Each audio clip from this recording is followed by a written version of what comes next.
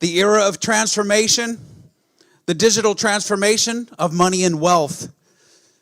And of course, today we're joined by a gentleman, in fact, two of our gentlemen you're about to see on stage, who personify the conviction and boldness and courage that it has taken to forge the greatest monetary transformation in history.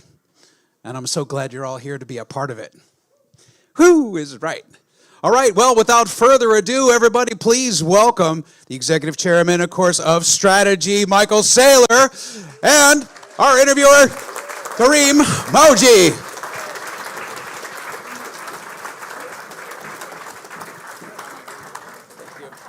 You guys are wired. We're all set. Thanks, Jack. Welcome, Michael. Here we are. A lot of orange in the room. We appreciate that. It's the orange state, orange room. So, Michael, you've said we're living through the greatest monetary transformation in history. What precisely is changing in global finance?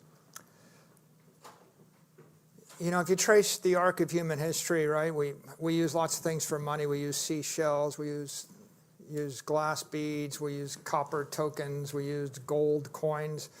We use all sorts of credit networks. If you think about capital, that is long-term economic energy, wealth. In the 20th century, capital was either equity capital markets, so private equity and especially public equity. And the money, the long-term money in equity capital markets is the Vanguard 500, which became the S&P 500, became the S&P, the equity index. And then you have real estate capital, New York City, London, the Gulf Coast, Florida, right, the West Coast. Scarce, desirable real estate, and that drove the mortgage industry and it drove the commercial real estate industry.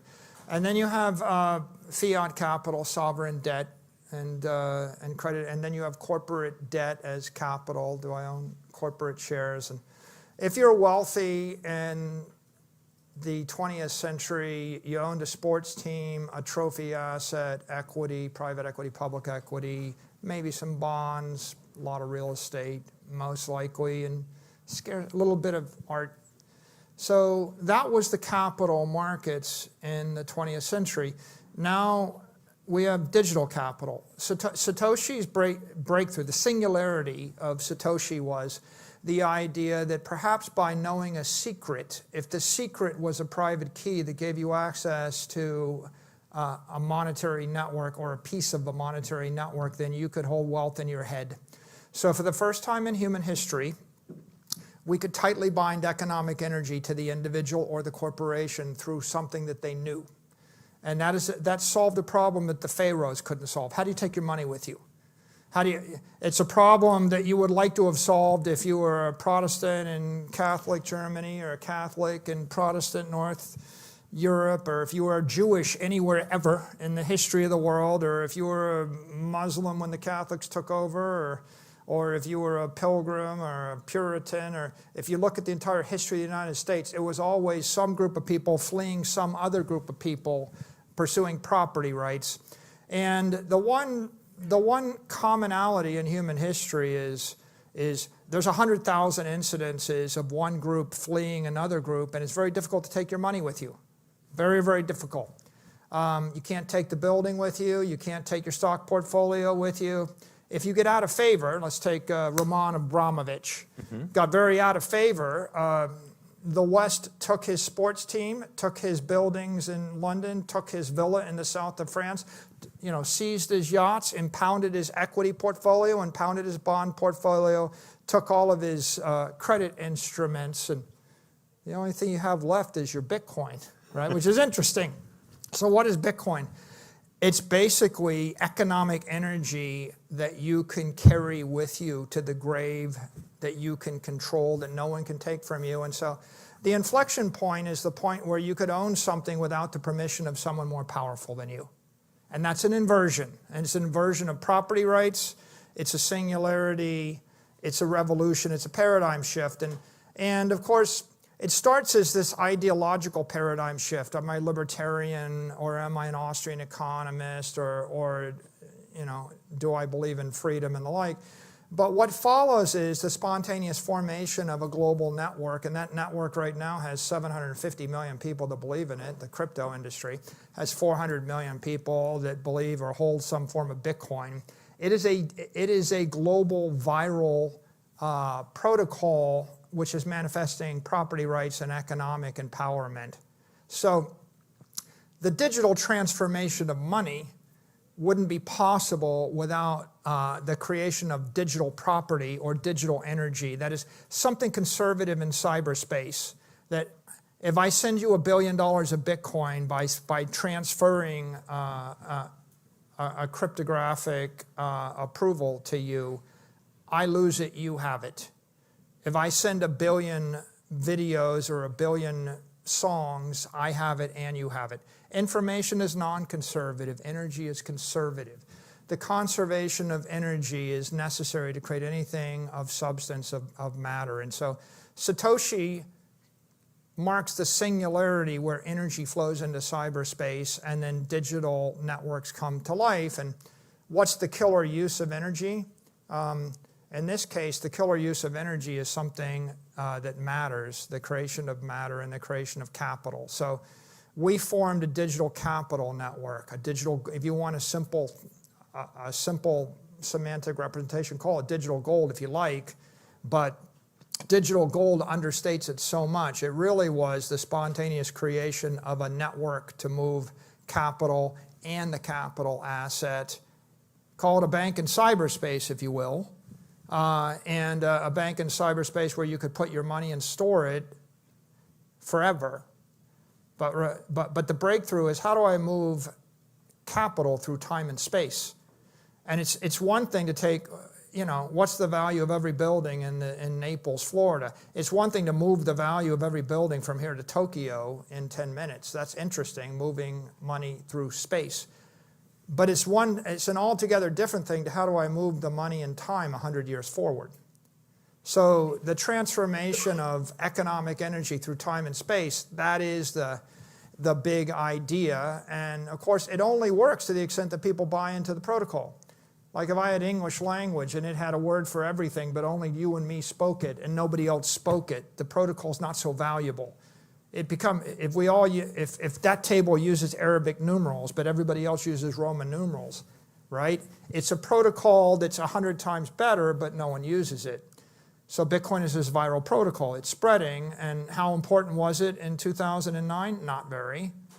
How important was it when I got involved 5 years ago? It was like a $150 billion network. How important is it today? It's a $2.5 trillion network. How important will it be in time? Well, when it's 25 trillion or 250 trillion, all of a sudden it starts to be very meaningful. So I think we're very fortunate. We're living in a time where we have created digital capital. And now, what do you call it? Well, some people think of it as digital money. It's not money like a medium of exchange. It's money like a store of value. It's long-term capital. Some people call it digital capital. It's a long-term store of value. But the network itself is a digital network. You can move it around. And what's most interesting to me, I think, is in the last 12 months, we're like, what's the date? November 6th? November 6th. 1 year anniversary from the red sweep. So 1 year ago, there was a red sweep, and one of the things that got settled was, is Bitcoin a digital commodity? Yes. Is it digital gold? Yes. Is it digital capital? Yes. Will the banking system of the entire world embrace it? Yes. All of those things were settled a year ago today with the red sweep. You now have the Secretary of Treasury, Scott Bessent, last Friday, tweeted Bitcoin's been running uninterrupted for 17 years. Right? That's the Secretary of Treasury. 4 years ago, people said, basically we went through this evolution. Bitcoin is tulip bulbs, it's a scam, it's a criminal enterprise. That was the hyper haters. And then we got to the, well, I admit it's better than gold, it's better than everything else, but it's too good to be true, so the government's going to take it away from you. Right?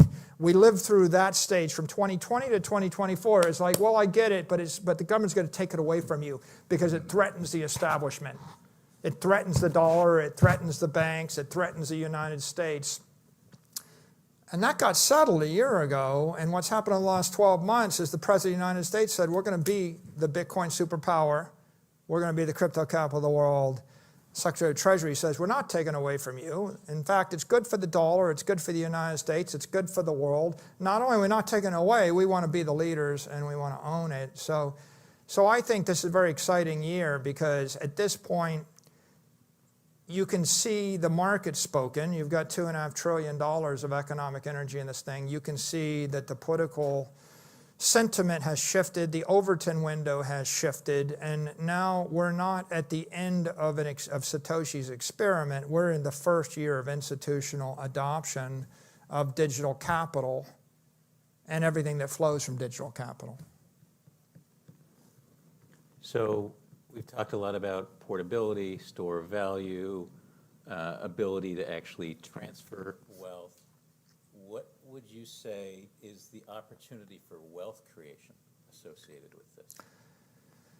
Yeah, that's very exciting. I think, so first of all, we'll just take some simple numbers, right? Like Bitcoin's been going up 50% a year for the past 5 years, 80% a year for the past 8 years. I anticipate it will appreciate about 30% a year for the next 20 years. So you want a simple number in your head. In US dollar terms, 30% ARR for the next 20 years. When you get to the out 20 years, probably you're 20% a year. So the terminal velocity of this thing is 20% ARR, 20 vol type asset. Think in that terms. Now, once you think about that, you put yourself in the position of, I'm an individual, I'm a corporation, I'm a government, how do I cash in on this? Well, I joke about it, but it's a simple mnemonic. If you want to 10x your money, you just buy Bitcoin and wait. If you want 100x your money, you buy Bitcoin with somebody else's money, right? And if you want 1,000x your money, you buy Bitcoin with someone else's money and then you lever that, right? And so what does that mean now? Well, you can simply just take your long-term portfolio, which is probably divided between equity and some bonds and some real estate, and you can start to allocate some to digital capital. And the portion you allocate will grow 30% a year, and what is real estate's 5, 6, 7% a year. The S&P is like 14% a year. Gold's about 14% a year. Money market funds are giving you 2% after tax, or about 2%, less in Europe. A little bit more in the US, but on a tax basis. So you're not getting rich by holding money market funds, for sure.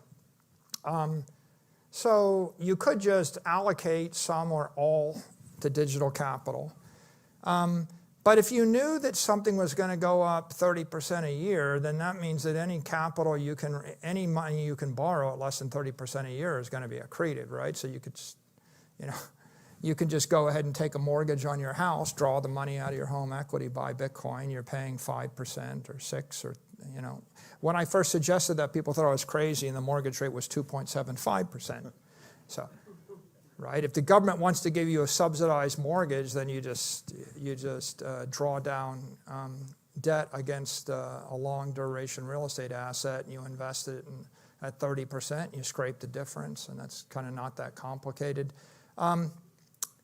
It turns out that the most creditworthy organizations are companies, right? So you want to make a lot of money, you form a corporation. Corporation's a great wealth creation vehicle. So if you're a private company, how do you do it?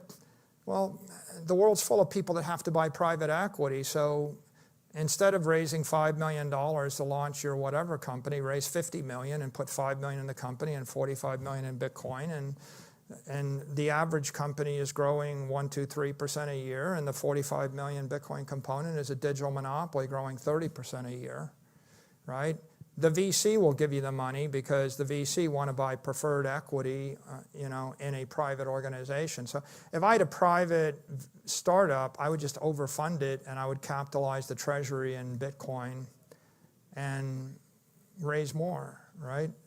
You raise $500 million in capital, you buy Bitcoin, you have a $500 million business. It's monopoly growing 30% a year. If you do nothing the rest of your life, you're going to be a mega billionaire.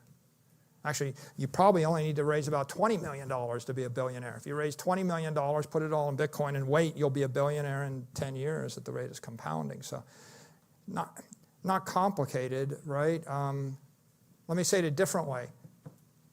You can raise money to launch a restaurant or a hotel chain or one of 18,000 software companies, and they're all very competitive businesses, or the next one of 5,000 banks or 5,000 insurance companies or whatever you want. The failure rate on a business is 95 to 99% over a decade. Eventually, if you're not Microsoft or Google or Amazon or Meta, if you're not a digital monopoly, you're running up against them. 27,000 retailers fail. Walmart powers forward, Amazon wins. That's the story of retail, right? Hotel. Every hotel company is a failure, right? Marriott doesn't own hotels. Four Seasons doesn't own hotels. Hilton doesn't own hotels. They all have management contracts. Why? Because the hotel business doesn't make money, right? Restaurant, McDonald's is a REIT. They don't run restaurants. Their business consists of getting other people to invest in the restaurant because they know it's not going to work. You're a software business, you're competing against Microsoft. They have monopoly. Microsoft's more powerful than the United States is. You could more easily leave the United States than you could exit the Microsoft network of your corporation. It's sad, but true. If you have to choose between American citizenship and giving up your passport or getting cut off by Microsoft, and once you look down at your Apple phone and figure out whether you're more afraid of being kicked out of Florida or having your iCloud account canceled by Tim Cook. Think about it, right? What happens if Apple just says, we canceled you? You'd rather be canceled by any city, any state, or any country than be canceled by Apple if you have an iPhone. So if you're running an operating business, it's very, very difficult. So what do you want? You want a monopoly. You want a digital monopoly. Okay, Bitcoin is a digital monopoly. It's a digital monopoly on money. It's the most powerful digital monopoly. So anytime you buy Bitcoin, you're merging your company with the digital monopoly growing 30% a year, unstoppable, that's global, right, with no attack surface. So if I'm a private company and I'm small, I want to raise venture capital, capitalize on Bitcoin, and then bolt it to the balance sheet. If I'm a big private company, I want to sweep my cash flows into Bitcoin because your big private company is growing 0 to 5% a year and Bitcoin's growing 30% a year. It's not complicated. You can either take all your cash. By the way, what do companies do with money? They give it away. They give it back to the shareholders, right? You can give your cash away via stock buyback. You can pay a dividend, or you can put it in a money market instrument that yields 2%, or you can invest it at 30% plus, tax deferred forever. Which of those makes the most sense?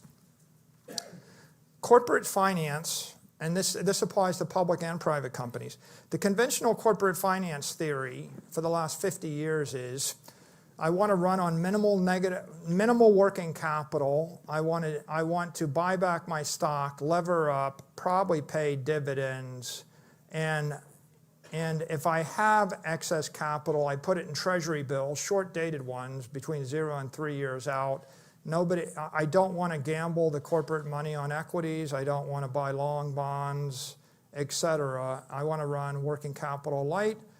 And if I do borrow money, I want to borrow the minimum amount. So that's corporate finance. And what does every big bank do? Every big successful bank, they beat earnings estimates, they raise their dividend, and they announce a bigger buyback. Everyone. Citi, JP Morgan, B of A, et cetera. What does every big tech company do? They beat earnings, they raise their buyback, they announce a dividend. Huh? Every well-run company in the United States is in the business of surrendering capital. Think about it. Here's my suggestion for your family. You have a lot of money, and you have it in stocks, and they go up and they down, and it's volatile. So why don't you just give all your money away to charity and have nothing, and your family net worth will not be volatile anymore. You see how stupid that is? It's literally the most moronic suggestion. Give all your money away and your family's net worth will not be volatile anymore. That's what companies do. That's what public companies and especially public companies in the United States, that is the corporate playbook they teach you at Harvard or Stanford or Yale. And think about it. It's just literally the stupidest thing imaginable. NVIDIA became the greatest company in the world. They'll generate $300 billion in cash flow. How many companies in the history of the world have done that? One. How many companies are there today? 400 million. You're the most successful company out of 400 million companies. You generate $250 billion in cash flow in 3 years. And what is your finance strategy? Give it away. So what? So you just won the lottery, 1 out of 400 million, and you're going to give away the winnings, and then you're going to roll the dice again, hoping that you're again the 1 out of 400 million. Now you got to ask the question, why is Xerox gone? Why is Kodak gone? Why is Intel in trouble? The company I worked for when I started my career was DuPont, right? It turns out in like 4 years, my own company created 4 times as much value as DuPont is worth. And when you look at it, DuPont gave away more capital in dividends and buybacks than they're worth today, right? And Intel gave away $100 billion of capital. And now the line is, well, we can't afford to build a chip fabrication or compete in the AI industry. Why? You gave away all the money, okay? Corporations are like type 2 diabetics. Sorry, type 1 diabetics. A type 1 diabetic is someone that cannot form fat cells, so you can eat yourself to death. And a corporation that surrenders its capital via dividends and buybacks as fast as it can becomes a Toys R Us, becomes one of the 19,000 bankrupt companies that are roadkill on the information superhighway. They cannot store economic energy. What is your life expectancy if you cannot store energy, right? It's weeks, months. The reason the companies last 10 years or 15 years on average, it's not because they're defective ideas. It's because they don't have any capital. They decapitalize as a process. So how do you make money? Well, if you want to make money, I'd say first you start a company. It's obvious. Second, you raise, remember I said buy Bitcoin with somebody else's money? Raise capital. Raise venture capital, equity capital, private equity. You have something you have 20 million in cash flows. Well, go to a bank, get a $100 million loan, buy 100 million of Bitcoin, let it appreciate 30% tax deferred. You'll have $10 billion of capital by leveraging the 20 million of cash flows, right? Or you can just take the 20 million in cash flows and give it away as dividends, and you have nothing in 10 years. Or you can invest it in money markets, and the money is losing 7 to 10% of its value a year, and you're getting 2-3%, so you're like minus 5% at best. The cost of capital is 14%. That's the S&P index. So if you're not accreting capital faster than 14% a year, you're getting poorer. You're not getting richer in real wealth terms. And you can judge that. You know, an acre of land in Miami Beach was $10,000 in 1930. It's $10 million today. That's someone's telling you, right, 2%'s enough. It's not enough, right? I mean, think about 10,000 to 1,000x more expensive in 90 years, right? That's 7% a year, by the way, 7-8% a year, so that works out. So I think if you want to make money, right, as a corporation, if you're private, you find a way to raise capital and you buy digital capital with it, and as long as you're paying less than, if you're paying 10% or less and investing it at 30%, you're capturing the 20% spread. It becomes a finance exercise of how much capital can you raise and under what terms. By the way, good capital, equity. You know, equity is forever money. Preferred equity that has a dividend is Macaulay duration of 10 to 20 years. That's 10 to 20-year money. Debt that comes due in 5 years is 5-year money. A margin loan is 1 week money, 2 days, 3-day money. You go on a crypto exchange and you lever up 30 to 1. That's a flash loan. That's 3-minute money. Like you can literally be you could have $1 billion of capital in the market and be forced liquidated in 3 minutes. So when you think about this, not all leverage is equal, right? Having the money for 20 years versus having the money for 20 minutes is different. A lot of crypto bros, they want to go and lever up 10 to 1, 20 to 1 and catch the dip and ride it up. And it's not the wrong idea. The problem is their capital is 10-minute capital. And it's very seductive because you can have $1 billion of capital if you want to get liquidated in 10 minutes. Having $1 billion of capital for the next 100 years is a little bit more difficult, right? It's more challenging. So I think you want a company, there's a hierarchy, right, of these things, right? I laid out the hierarchy of capital from flash loans to permanent equity. What's the hierarchy of companies? Family business, partnership, private, small private company, big private company, you know, small public company, mid-sized public company, big public company, right, in the U.S. capital market. And every single step up, right, you create a vehicle that can create more wealth. If you had a $500 million business holding slow real estate, I would say, well, bolt on $500 million of Bitcoin, wrap the thing together, take it all public, sell the equity, right? And now you've got a digital real estate business, right? You're creating value by creating growth and volatility, and then also liquidity in equity, and those are all things that are possible. Maybe I should change subjects to maybe the most interesting new developments, right? Because Bitcoin is digital capital. I'm describing all the ways you can capitalize. You capitalize your private fund, your private company, your public company, et cetera, your endowment. You can capitalize with digital capital. It's going to outperform the S&P by a factor of 3. Right? That's very simple.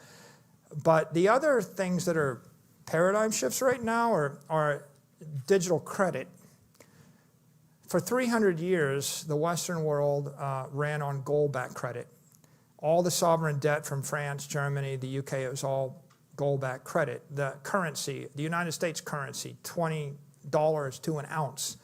The US dollar was gold-backed credit. US bonds were gold-backed credit. So that's the status for 300 years in the Western world. Now we're moving to a world of digital gold-backed credit, digital credit. So what does that mean? If I know that Bitcoin's going up 30% a year, I can sell you a credit instrument that gives you 10% dividend yield. I can over-collateralize at 5 to 1. I can strip 95%. A lot of people aren't sure whether Bitcoin's going down 10% in the next year, but the likelihood it's going down 90% in the next year statistically is 1/100th of that. I can strip 99% of the risk off the instrument by over-collateralizing it. I can hand you 10% of the yield. I can keep the other 20%. So you issued credit which meets the need of a credit investor. And then you get the capital back. The credit is long duration. Like when we sell a credit instrument, we could sell $1 billion of a credit instrument. The creditors give us $1 billion. We give them back $100 million a year. We buy Bitcoin. It goes up 30%. We generate $300 million a year in operating income tax deferred. It compounds. We end up with $10 billion on the back end. You're looking 10 years out. We have $100 million of dividend obligation.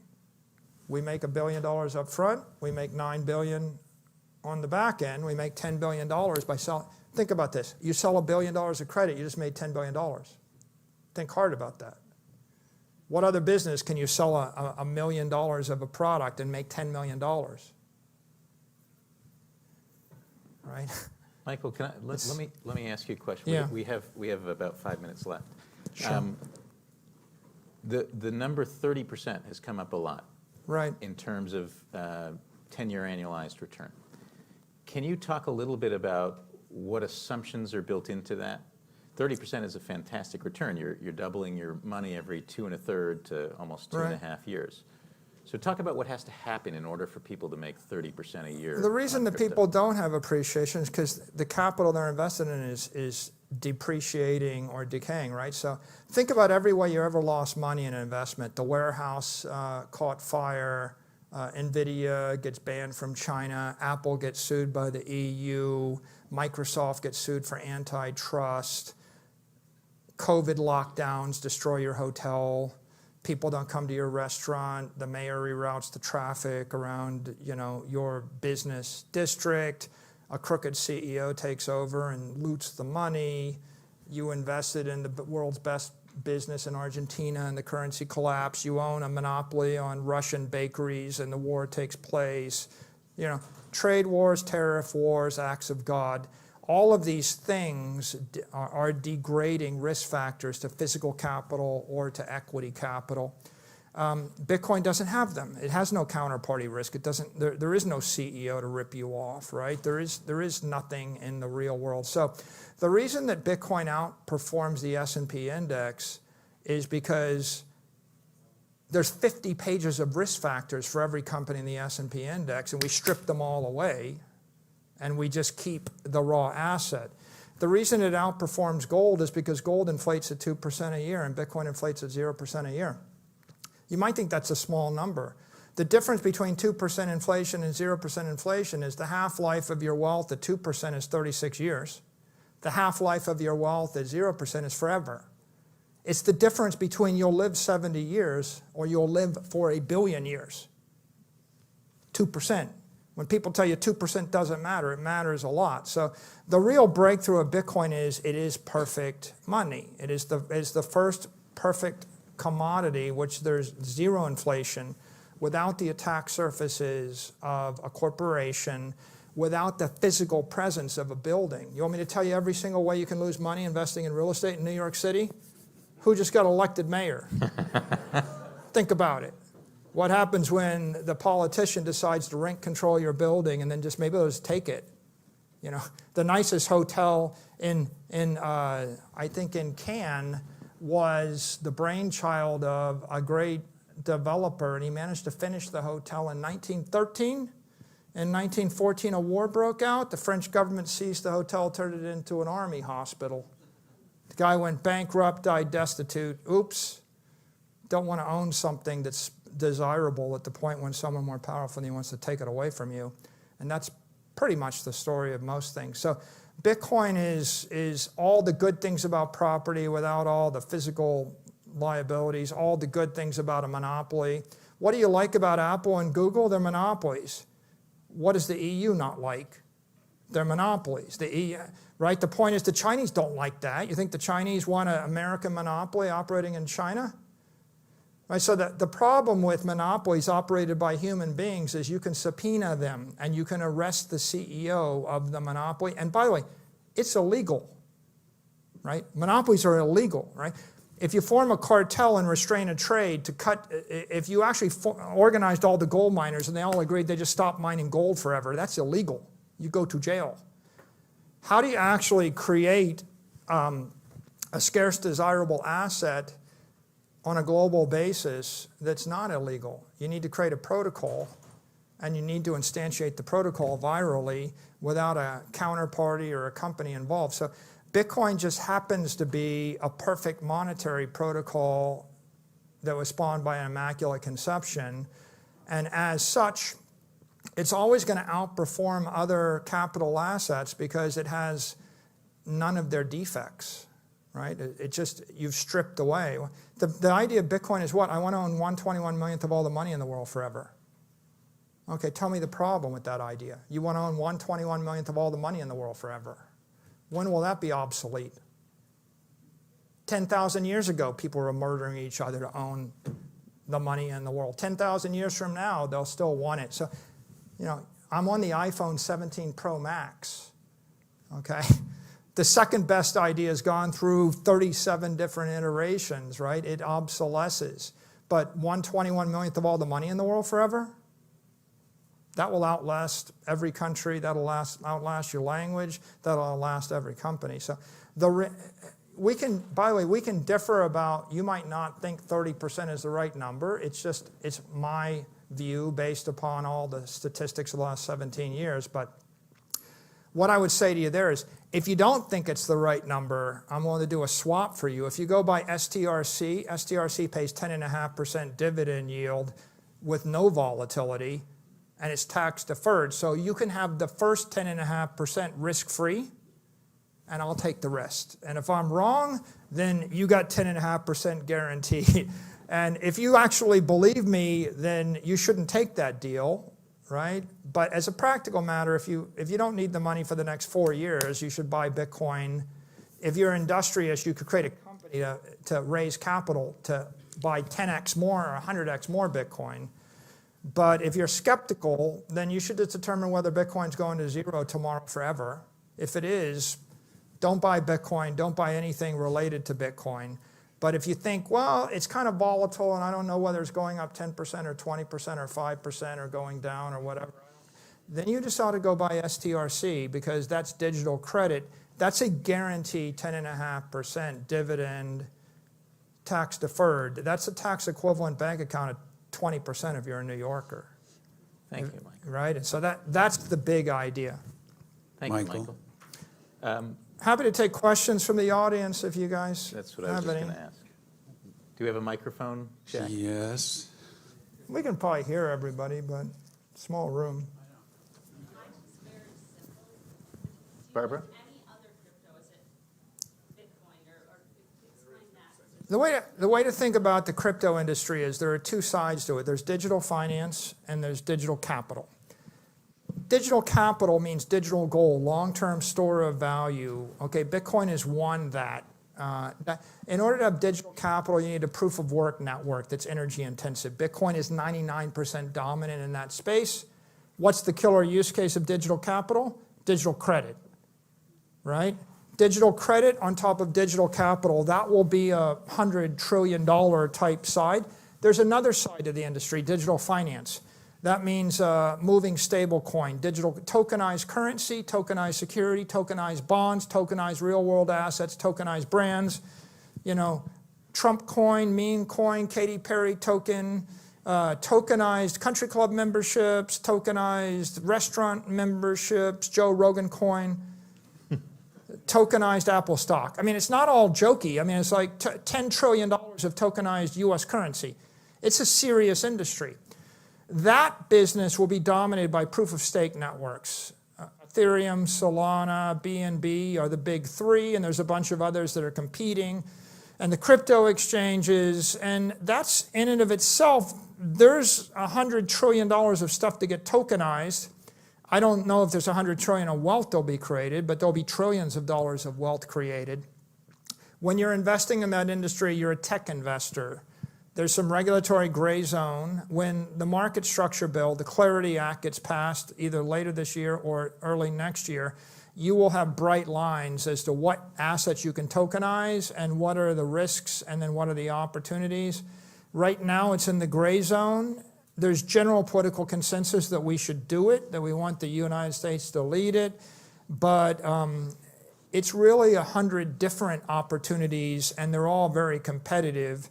And the question is, are we going to move $1 trillion of tokenized U.S. currency on the Solana network or on the BNB network or on some other network? And, so I can give you investment advice the same way if you would ask me, what about the 500 companies in the S&P? Who are the winners? Who are the losers? I'm like, that's very complicated. Spend 100 hours studying each company and form an investment thesis. And I would say in digital finance, it's the same thing. The reason I'm waxing philosophical about Bitcoin is not complicated, right? There's a winning language called the English language. There's a winning math protocol. It's Arabic numerals, 0, 1, 2, 3, 4, 5, 7, 8, 9, right? There's a winner. There's a winning digital capital network. It's Bitcoin. There's a winning world reserve currency. It's the dollar. There's a winning superpowers, the United States, right? There are certain winners. There's a winning metallic money. It's called gold. The gold standard. So it wasn't clear it was the winner 17 years ago, but after $1 trillion of votes and after hundreds of millions of people have decided, the smart money has decided that's the winner. Once you know there's a winner, like I'm telling you New York City is going to win and the year is 1750 and you have the chance to buy New York City at a higher price than anybody ever paid in the history of New York City, is it a good investment? And the answer is yeah. It's going to be a good investment every decade for the next 250 years, We'll see if it continues to be a good investment. All right, so we have. Let's we're go gonna one more question right over there. Actually, we're going to go two more questions. Ooh. Two more questions, and then we have to clear the room. So, and then after that, we have a reception open bar at the in the lobby behind us. Thanks. Okay. Hey, Michael, so much of Bitcoin's use as a store of value is currently driven by the halving mechanism to the block reward. A lot of the early talk in the Bitcoin Talk forums was imagining a world where there would be enough transaction volume so that miners would be competing less for the block reward and more for transaction fees. If and to the extent Bitcoin is and only is an immaculate store of value asset, at what point does that present some type of existential risk to Bitcoin mining activity on the network? Yeah, there is no existential risk to it. I think that's not something to worry about. The 4-year cycles were meaningful for the first 12 years. They became less meaningful, by the end of the 16th year. Right now, you're talking about a halving that's coming that will reduce the supply of Bitcoin by $25 million a day. Bitcoin's trading $60 billion a day. 25 million is not even a second order issue. It's a third order issue with liquidity. So the 4-year cycles have disappeared for all practical purposes because they're an order or 2 orders of magnitude less than the amount of capital in the market. With regard to the second point you make on security, the security of the network is because of mining. The hash rate of Bitcoin miners was about 100 exahash in 2020, and it dipped to 70 or 80 exahash in 2021 after the China lockdowns. It's 1,200 exahash today. It has increased by a factor of 10. The mining activity will continue to increase, and the hash rate is going to go up forever. And the reason it's going up forever is because the cost to mine, the hardware is getting exponentially cheaper. And so it's like, think about how much it costs to buy a 386 chip today, or a 40, it used to be there was a $300 chip, and then it became a 30-cent chip, and people put it in postage cards as a gag. And that's the same with Bitcoin ASICs. The hardware is getting exponentially cheaper. They're going to sell it at a dramatically reduced rate. And you would say, well, it doesn't seem like the miners are making much money. That's true, but restaurants aren't making any money, and hotels aren't making any money. And you know what? You can't make it. There's no successful person making money selling guns in the United States either. And yet somehow we have infinite restaurants, infinite hotels, and infinite guns. So think about that for a little bit. What is the market telling you? The answer is people mine Bitcoin with stranded energy and stranded capital. And that means there's a lot of money in the world that is stranded and it wants to get unstranded. And the people in China, the Chinese were mining Bitcoin because they had Three Gorges Dam, which generates 10 gigawatts of free electricity. And it's like, I can either use it to mine Bitcoin and monetize it, or I cannot, but I'm stuck with dams and they're not moving, right? So the world's 30% of the energy in the world is stranded. It's excess, and the only place to sell it is the Bitcoin network. But on the other hand, if you're Chinese or Russian or Ukrainian or Iranian or North Korean or Cuban or Venezuelan right now, how do you actually get money, right? Like at the end of the day, you're going to have Siberian natural gas fields, and they're flaring natural gas. They're going to convert into Bitcoin hashes. So no matter what the block reward goes to, the network is just getting more secure. It's a one-way ratchet exponentially up forever. It's like, one more point. Bitcoin's secured by hardware. If everybody in this room is a billionaire, you've got economic energy and I've got the gun, who's the most powerful person in the room? Me. The gun costs $200. When you actually use hardware to secure money, right, the cost of the security falls exponentially. I can literally stand outside the door with a $200 device, right, and depend $200 billion worth of money. What's going on with Bitcoin is they're using hardware. They're using the computer hash rate to defend the network. And there's always stranded energy and stranded capital. And after that, it's like, well, you think the United States will stop making guns if it's not profitable? I don't think so. Right? Why do we make guns if no one makes any money? The answer is because we don't want the enemies to shoot us. Right? So at the end of the day, Bitcoin will be mined by nation states. Right? If I have $100 trillion of money on a network, you think I'm not going to actually defend the network? Of course, I'm just like the bank has a guy making minimum wage standing outside the bank with a gun. Right? That's how you defend $100 billion in the bank. Right? So the network's not getting insecure. The network's getting more secure for a bunch of different political and economic and physical reasons. It's a thing of beauty, because how are you going to defend $100 trillion of capital using computer power that gets exponentially cheaper, right? Satoshi discovered it, and we're the beneficiaries of it. Okay, wonderful. All right, one last question, and then Michael is going to stay with us for the reception for a little while, so if you have any other questions, maybe you can grab him one-on-one at the reception. Madison. Hi, Michael. I wanted to talk about Satoshi's 1 million coins. Some people have been talking about them as a security risk. Do you see any scenario where those coins being moved or not moved actually impacts Bitcoin's integrity?